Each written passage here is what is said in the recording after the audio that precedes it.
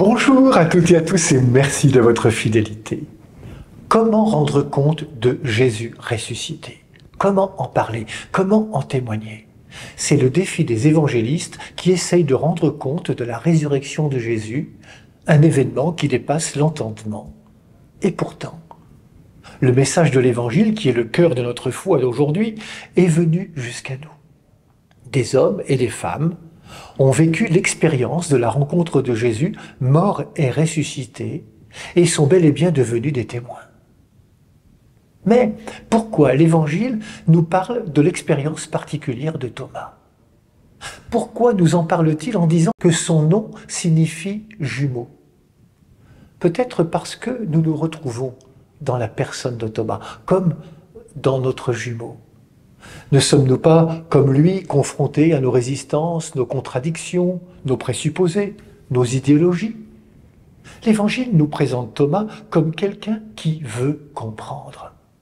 Jésus ressuscité accepte le questionnement de Thomas puisqu'il revient 8 jours plus tard et lui parle personnellement.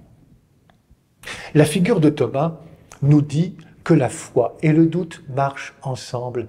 La foi passe parfois par le questionnement.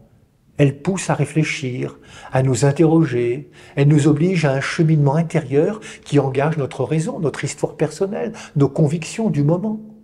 La foi chemine et nous fait changer. La figure de Thomas nous dit que la foi n'est pas une réponse aveugle, mais une adhésion qui engage notre liberté de penser. Que la foi passe par nos résistances les plus humaines. Si nous fêtons aujourd'hui Thomas, ce n'est pas parce qu'il a douté, mais bien parce qu'il a cru. Au bout du compte, la parole du ressuscité a fini par toucher le cœur de Thomas. Et Thomas va devenir alors missionnaire en invitant les personnes qu'il rencontrera à se laisser elles-mêmes toucher par le Christ vivant ressuscité.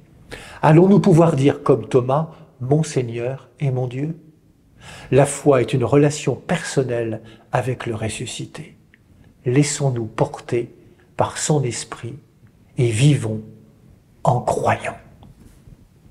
Bonne journée à toutes et à tous. Prenez bien soin de vous et des autres.